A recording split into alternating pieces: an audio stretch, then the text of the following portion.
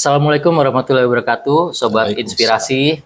Selamat datang kembali di Ruang Temu Inspirasi. Nama channelnya Pak Abu. Ya. Nah, hari ini saya di Masjid Istiqlal Jakarta. Nah, ini saya diberi kesempatan untuk bertemu dengan Ustadz Abu Hurairah, yaitu Kepala Bidang Sosial dan Pemberdayaan Umat Masjid Istiqlal. Nah, ini terima kasih Pak waktunya Pak. Ya, sama-sama Mas Kenji. Alhamdulillah, selamat datang di Masjid Istiqlal. Alhamdulillah, terima kasih banyak Pak atas waktunya. Nah, ini pada kesempatan ini kita mau mendengar ceritanya Pak Abu tentang Istiqlal, Pak. Jadi Istiqlal itu mempunyai sejarah yang panjang Betul sekali. dari berdirinya, terus dan apa makna Istiqlal itu bagi Indonesia, Pak? Baik, saya bisa langsung jawab Pak. ya. Jadi Masjid Istiqlal ini, kalau kita ingin bicara sejarahnya, ya, saya pada kesempatan ini akan membagi dua. Ya. Sebelum diresmikan dan setelah diresmikan. Ya. Tapi sebagai pengantar, Masjid Istiqlal, masjid ini adalah hasil usaha perjuangan orang-orang tua kita, nenek moyang kita, dan sekarang sudah menjadi kebanggaan ya bangsa Indonesia, apapun agama, apapun sukunya, apapun komunitasnya. Ya. Di sini kita beribadah, di masjid ini, di sini kita belajar, di sini kita datang untuk berwisata juga, jadi pusat wisata religi. Nah, ini mesti kita pertahankan. Ya, ini adalah warisan yang mesti kita pertahankan, mesti kita lestarikan, dan kita teruskan. Ini amanah daripada pendahulu kita. Baik, Masjid Istiqlal ini sebenarnya itu sudah lama direncanakan untuk dibangun. Jadi tadi janji saya akan membagi dua ya.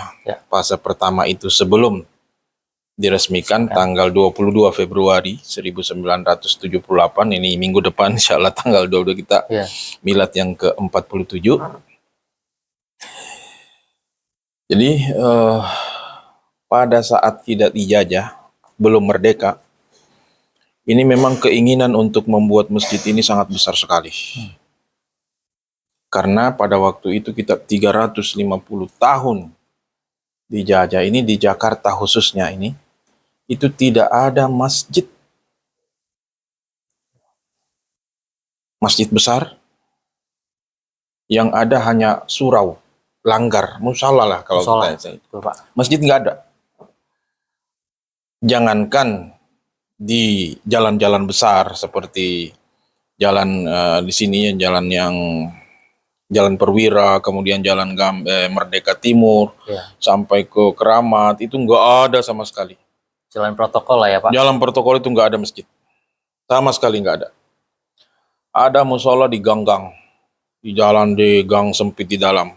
Itu pun hanya bisa muat 10 orang, tidak dipakai untuk sholat Jumat dan lain-lain sebagainya. Nah,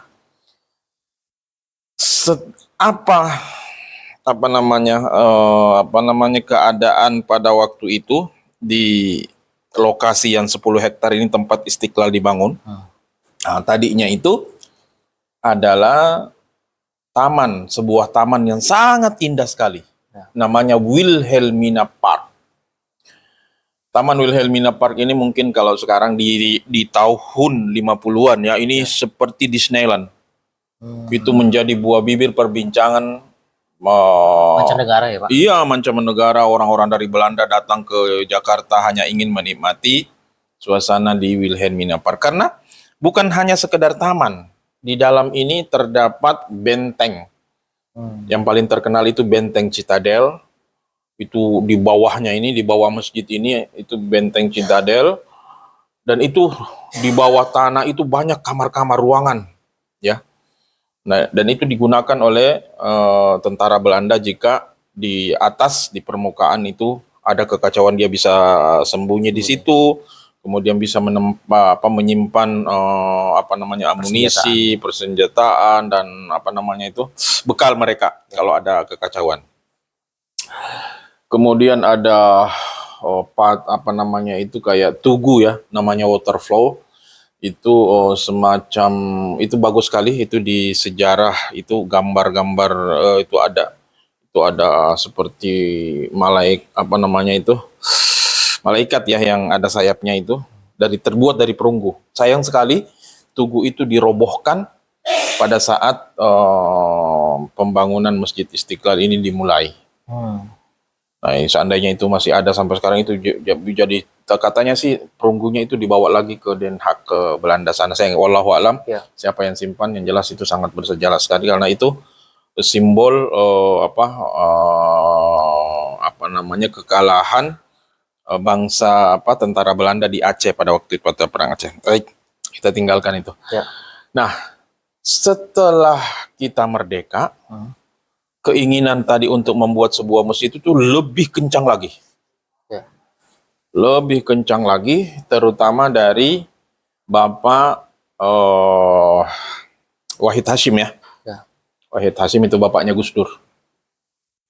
Kemudian ada Pak Anwar Cokroaminoto, tokoh-tokohnya itu. Ada Bapak Kiai Haji Taufikur Rahman.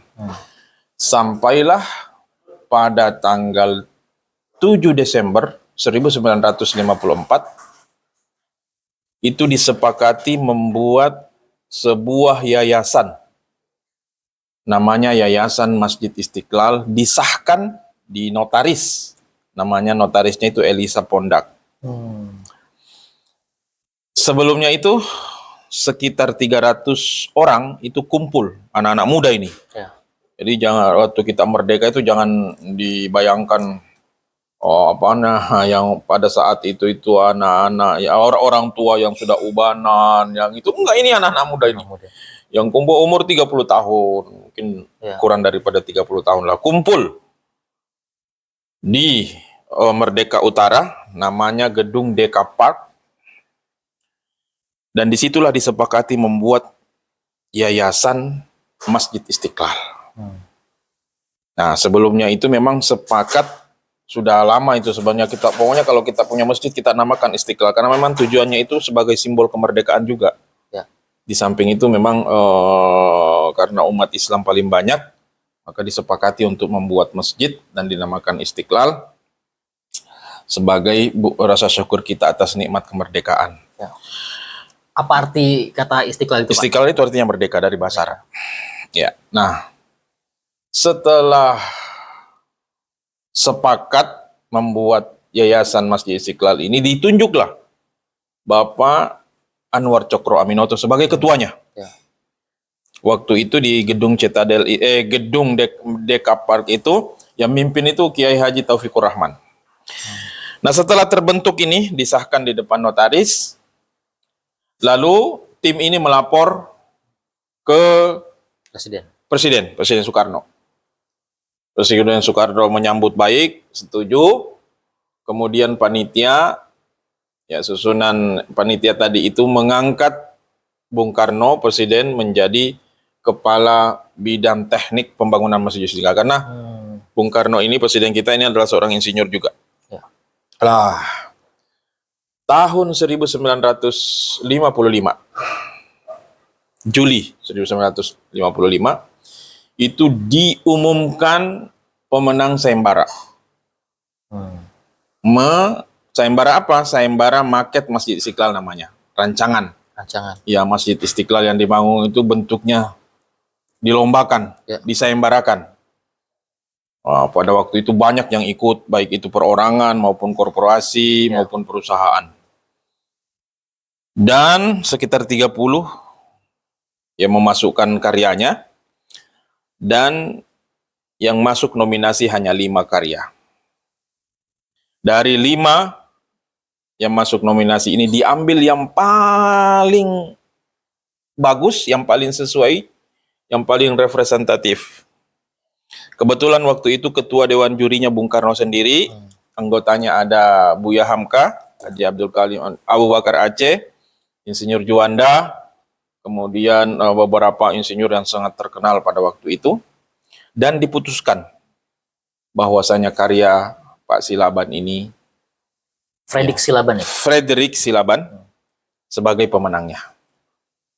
Sandinya adalah sandi ketuhanan. Nah, saat itu ini banyak yang nggak tahu ini, Ya.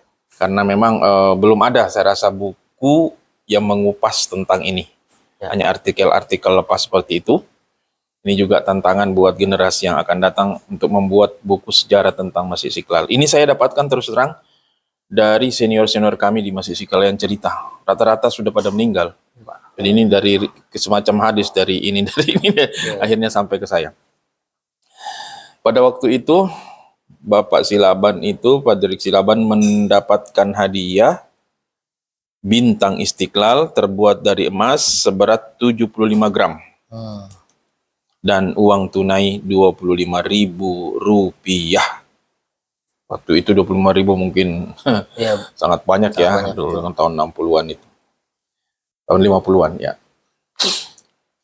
Nah, 5 nominasi lainnya yang masuk nominasi itu dapat hadiah-hadiah yang menarik lah dari. Nah, setelah ditetapkan, ini Pak Silaban ini non Muslim ya. ya. Beliau adalah seorang Kristen, Nasrani Protestan, sistem Protestan. Ada yang menarik sebenarnya ini yang jarang diketahui ini. Pada saat Pak Silaban itu dinyatakan pemenang, dia agak sedikit ya, bukan ragu, tapi dia mempertanyakan, kok saya yang ditakdirkan untuk menang. Padahal kan saya seorang Nasrani, seorang Kristen, kayaknya nggak pantas gitu. Dia dalam hatinya seperti itu.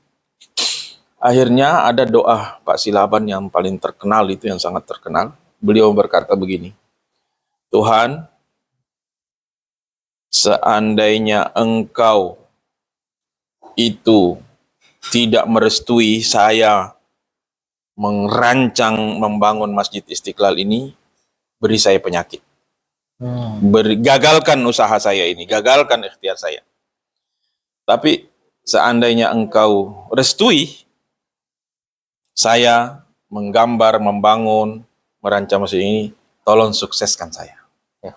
Dan alhamdulillah ternyata Pak Silaban diberi kesuksesan yang luar biasa. Ya, banyak dunia memuji seorang Kristiani ikut berpartisipasi dalam pembangunan masjid terbesar di Asia Tenggara dan menjadi kebanggaan umat Islam di mayoritas ya di Indonesia. Nah, pada saat itu sebenarnya Pak Silaban itu pernah meminta ke Bung Karno melihat lokasi yang ditunjuk, yang Wilhelmina Park yang 10 hektar ini, itu rasa-rasanya Pak Silaban ini ingin mengurangi fasilitas. Karena lokasi masjid ini segitiga, Mas Kenji. Nggak segi empat ya. Bukan segi empat ya, Pak? Nggak, ini segitiga ini. Gini, kayak segitiga, nggak pas segitiga, tapi dia nggak segi empat. Nah, kalau saya bikin masjid ini, saya kayaknya harus dikurangi nih, agar masjid itu tepat menghadap ke kiblat. Dan masjid kan menghadap ke kiblat dong. Begitu dia sampaikan seperti itu ke Pak Bung Karno menjawab, tidak. Tolong Pak Silaban buat sesuai dengan permintaan. Akhirnya dengan ilmu beliau, pengalaman beliau dalam membangun bangunan, masjid dibagi jadi 3. Ada gedung pendahuluan, ada gedung utama, kemudian ada teras raksasa, teras besar. Gedung pendahuluan ini menghadap ke gereja katedral. Pak. Gedung utama yang menghadap ke kiblat. Sementara teras besar itu yang muat 50.000 itu menghadap ke Monas. Karena kalau dipaksakan semua menghadap ke ini, nyebrang ke jalan dia, nggak muat. Diakali seperti itu. Makanya kalau sholat di Masjid Istiqlal, kalau nggak di lantai utama, gedung utama, di daerah itu lihat ada petunjuk kiblat itu. Jangan ikut ubin. Nah, seperti itu. Begitulah Pak Silaban beliau belajar setelah ditunjuk sebagai pemenang, dia pelajari tentang masjid itu sampai ke Timur Tengah, ke Afrika, ke Eropa, ke Asia Tenggara. Nah, ada sedikit menarik juga dalam pemilihan lokasi. Ya, kenapa di sini? Berbeda pendapat itu. Kenapa? Siapa yang milih lokasi pembangunan masjid ini di Wilhelmina Park ini? Itu adalah pilihan dari Presiden Bung Karno. Sementara wakilnya Bung Hatta itu ingin Masjid Istiqlal ini dibangun di Bundaran Hotel Indonesia di Jalan Tamrin. Alasannya di situ sudah ada tempatnya. Tidak perlu kita bongkar-bongkar bangunan kuno, bangunan tua seperti di sini kan di Wilhelmina. Kemudian masyarakat sudah ada komunitas Muslim di situ, daerah Tanah Abang, Kebon Kacang, itu kan sudah komunitas Muslim orang-orang Betawi. Artinya kalau Istiqlal dibangun di situ lebih bermanfaat. Lebih dekat ke umat. Lebih dekat ke umat, di tengah-tengah umat lah, layaknya sebuah masjid kan seperti itu. Sementara kalau di Wilhelmina Park ini, di dekat lapangan Banteng ini, satu, kita harus membongkar benteng-benteng itu butuh biaya. Kemudian masyarakat Muslimnya, Islamnya juga itu jauh, adanya di Kemayoran, Senen, Gambir. Yang dekat-dekat sini kan Pasar Baru. Dan mereka kan keturunan warga keturunan. Ya, agamanya bukan Muslim. Kemudian paling dekat jalan pintu air ini banyak orang India yang Hindu. Nah, seperti itu. Tapi Bung Karno ngotot. Enggak.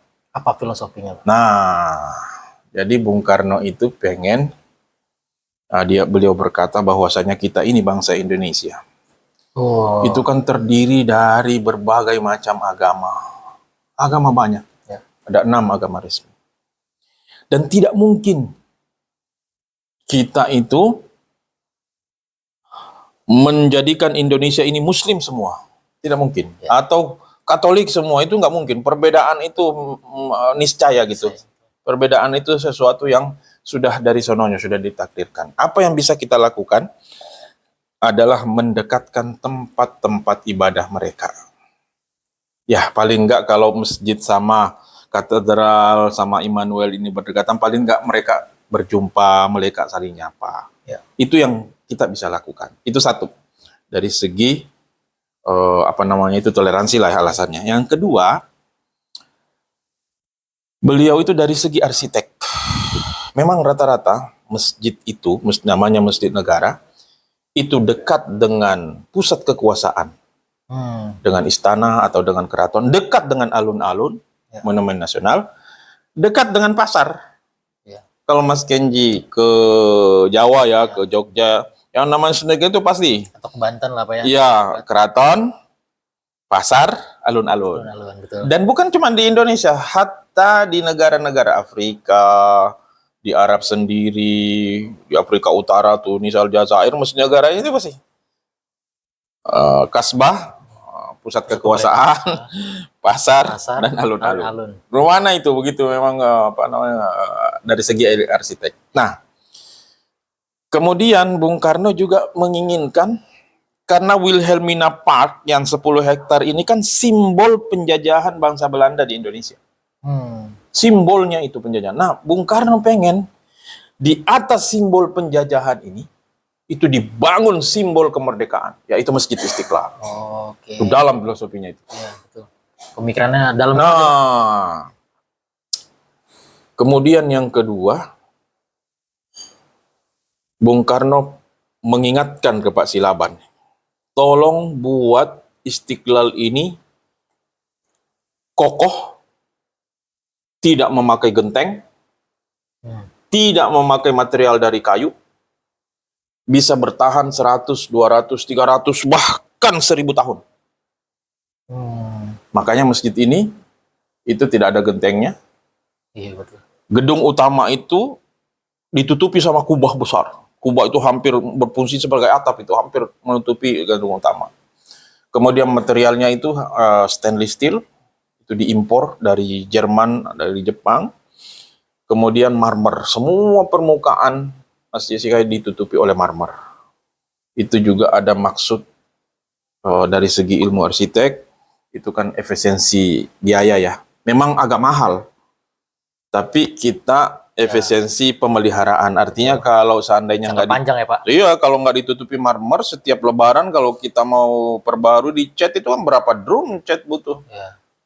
Nah, kalau ditutupi marmer semua kan satu bagus pemandangan. Kemudian kalau untuk membersihkan hanya tinggal dilap, dikasih obat, kinclong lagi. Ya. Itu. Kemudian juga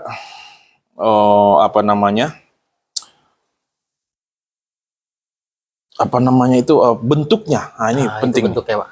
Jadi bentuknya masjid ini memang sengaja dibuat seperti ini, modern, minimalis. Ya. Tidak dibuat seperti rumah joglo orang Jawa. Tidak dibuat seperti rumah Padang. Apalagi rumah Bugis, rumah panggung, enggak. Benar-benar dia modern, minimalis, tidak condong kepada satu etnis apapun. Netral ya Pak. Netral. Artinya kalau dibuat seperti rumah joglo kan nanti yang bangga hanya orang Jawa aja. Ya. Nah, suku-suku kita kan banyak, mendingan dibuat netral gitu loh. Artinya semua orang bangga dengan itu. Dan konsepnya Pak Silaban luar biasa. Masjid ini tidak memakai pintu dan jendela, ya, sirkulasi alami, ya. Benar-benar kalau kita ingin beribadah khusyuk itu dapat. Ya, dapat angin bebas berhembus, bahkan mukjizatnya itu pada saat COVID-19 kita tahun 2019 sama sekali tidak ada virus COVID-19 yang lengket di Masjid Istiqlal ini karena angin dari selatan langsung keluar ke utara. Tidak, iya begitu sekali keluar nggak ada jendela, nggak ada itu. Nah, seperti itu. Kemudian kita ini masih fase sebelum diresmikan ya. Iya, Pak. Nah, tanggal 24 Agustus 1961, ya setelah pemilihan lokasi berdebat, ya akhirnya yang dipilih itu adalah usulan dari Bung Karno. Ini juga pelajaran buat anak-anak muda, generasi muda ini. Ya. Di dalam berdebat itu, ternyata orang-orang tua kita dulu, para pejuang, para pendiri bangsa ini juga dalam memutuskan sesuatu itu melalui perdebatan. Tapi setelah ada satu ide yang diterima, itu sudah selesai. Semua ikut ya Pak? Iya, semua ikut dan tidak ada sakit hati. Ya. Tidak seperti saat sekarang ini kan kubu-kubuan di media sosial dan lain-lain sebagainya. Orang-orang tua dulu, waktu kita merdeka kan juga penuh perdebatan antara Bung Hatta dan Bung Karno. Ini kita merdeka dulu apa pendidikan dulu? Ya. Kata Bung Hatta, kayaknya pendidikan dulu kita ini. Kalau Bung Karno merdeka dulu, insya Allah kalau kita merdeka. Nah, jangan kan itu Pak, ini negara itu azasnya mau apa nih? Itu kan penuh dengan perdebatan. Negara Islam kah? Betul. Atau Pancasila ya kan? Betul. Nah, itu kan panjang tuh. Sama dengan sejarah Masjid Istiqlal ini. Ya. Nah, setelah diskusi berdebat tentang pemilihan lokasi dan disepakati usulnya Bung Karno yang dipakai. Nah, ini juga perlu diperhatikan bahwasanya ide mendirikan Masjid Istiqlal ini bukan ide murni dari Bung Karno, tapi ide bareng-bareng. Ya, musyawarah ya. Iya, semua. Tetapi memang yang terlibat di situ karena beliau seorang presiden, ya memang tokohnya beliau yang penggeraknya. Tapi ide mendirikan itu ide bersama-sama. Lalu setelah pemasangan tiang pancang pertama 24 Agustus 1961, pada tahun 1965, tepatnya 30 September 1965, pembangunan berhenti. Bahkan sebelum itu sudah pada berhenti. Pada tukang lari, lompang-panti, menyelamatkan diri masing-masing karena terjadi gerakan 30S PKI. Tidak ada terbengkalai, pokoknya ditinggal ini. Ibaratnya itu hampir setahun, 2 tahun, hampir 3 tahun tidak ada pembangunan. Udah jadi semak belukar, kemudian dijadikan tempat preman, pembunuhan banyak, prostitusi. Ya karena waktu itu memang di lapangan Banteng itu terminal. Itu lapangan Banteng dulu terminal, Mas. Terminal besar di Jakarta, lapangan Banteng itu. Disitulah premannya, dia kalau mau istirahat ke bangunan ini, bangunan tak bertuan ini kayak yatim piatu lah. Seperti itu. Nanti setelah milad Himpunan Seni Budaya Islam, HSBI namanya, milad yang ke-11, ada salah seorang mayor, anak muda, tentara, kerja, dia ditugaskan di bagian Pusroh Angkatan Darat, namanya Mayor Yunan Helmi Nasution. Jadi sekarang itu ada Mayor Teddy yang terkenal, itu dulu sudah ada mayor itu, Mayor Yunan Helmi Nasution itu anak muda. Dialah, kebetulan beliau ini juga anggota daripada Himpunan Seni Budaya Islam.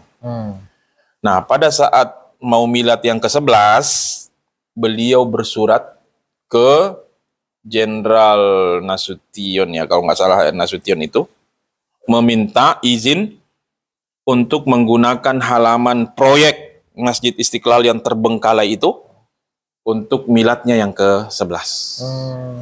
Maksudnya mereka ingin mengundang Rakyat. rakyat, para pejabat, menteri-menteri Ampera pada saat itu, pokoknya semua masyarakat, tokoh-tokoh masyarakat, pengusaha diundang hadir pada waktu itu dalam rangka meneruskan pembangunan masjid ini yang terbengkalai selama bertahun-tahun, ditinggal sama tukangnya. Tahun 65 tuh nggak ada sama sekali kegiatan dan sangat menyedihkan karena dijadikan tempat negatif ya. Iya. Seperti itu. Nah, pada saat masuk waktu maghrib, untuk pertama kalinya Masjid Istiqlal digunakan untuk sholat itu sholat maghrib.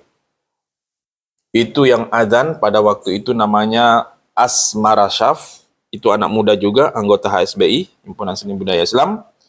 Kemudian imamnya namanya Kiai Haji Rifai Munif. Itu utusan HSBI dari Sumatera Utara. Lagi-lagi dari tadi kita Pak Silaban, kemudian Yunan Helmi Mayor, itu Sumatera Utara ya.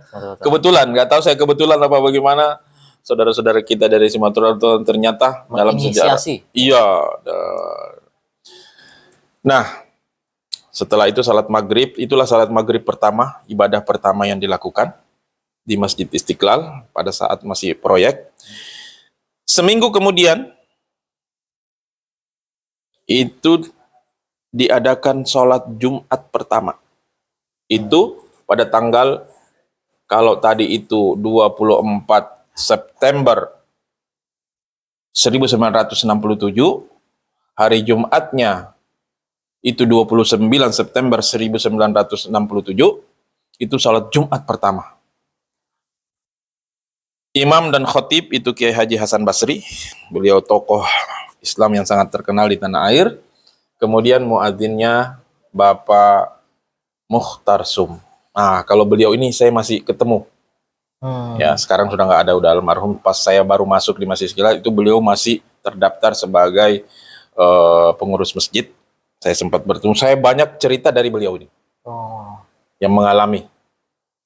Karena beliau adalah anggota Himpunan Seni Budaya Islam. Beliau ini yang main di film Ayat-Ayat Cinta. Orang tua yang pakai apa namanya itu dari Mesir, kayak pakaian Mesir, itu orangnya itu. Mukhtar Sum. Oke.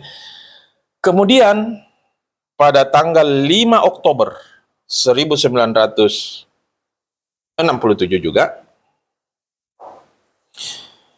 itu untuk pertama kalinya Masjid Istiqlal menggunakan pengeras suara. Azan. Ini dengan kondisi yang masih proyek. Masih proyek ya, Pak? Iya, belum jadi. Oke. Itu, tapi sudah berjalan ya, Pak? Iya, jadi dari tadi maghrib atau ulang tahun HSBI, seminggu kemudian Jumat itu sudah mulai itu salat jamaah itu. Jadi maghrib, isya, kemudian subuh, zuhur udah mulai dari situ. Dengan diiringi proyek yang jadi dia anak-anak muda ini yang umur 20 30 ya, generasi Z lah kalau kita sekarang itu, menginisiasi, meminta agar sholat jamaah itu dilakukan di samping-samping itu, bukan belum jadi ya, minta apa namanya itu di emper-emper itu untuk mengadakan sholat rawatib dan lain sebagainya. Nah, sampai pada tanggal 5 Oktober 1967 mereka azan memakai pengeras suara, mikrofon, sumbangan dari PT Arafah. Dan pada saat itu kebetulan begitu azan, Presiden Soeharto lewat dengan tamunya. Namanya Kaisar Haile Selassie. Beliau itu adalah kaisar dari Ethiopia, tamu negara. Pak Harto mendengar suara azan. Kaget beliau. Alhamdulillah kan belum jadi tapi udah dipakai ibadah. Sampai di istana, beliau telepon ke Istiqlal melalui ajudannya dan beliau memberikan amanah, ya semacam apa ya istilahnya, nasihat lah ya, kepada pengurus Masjid Istiqlal, kepada orang-orang yang terlibat di Masjid Istiqlal. Amanahnya ini harus kita catat ya. Beliau mengatakan bahwasanya tolong kepengurusan Masjid Istiqlal itu jangan didominasi, dimonopoli oleh satu golongan. Ya tidak NU semua atau Muhammadiyah semua, enggak. Persis ya dilibatkan, Muhammadiyah, NU dilibatkan dan lain-lain. Seperti itulah. Ya. Itulah kenapa dulu di Masjid Istiqlal ini tarawih itu ada 2 gelombang. Itu mengakomodir pesan beliau. Iya, jadi ada yang 8 rakaat tambah 3 witir 11, ya. Ada yang 20 tambah 3 witir 23. Ya. Seperti itu. Itu adalah amanah dari Presiden Soeharto.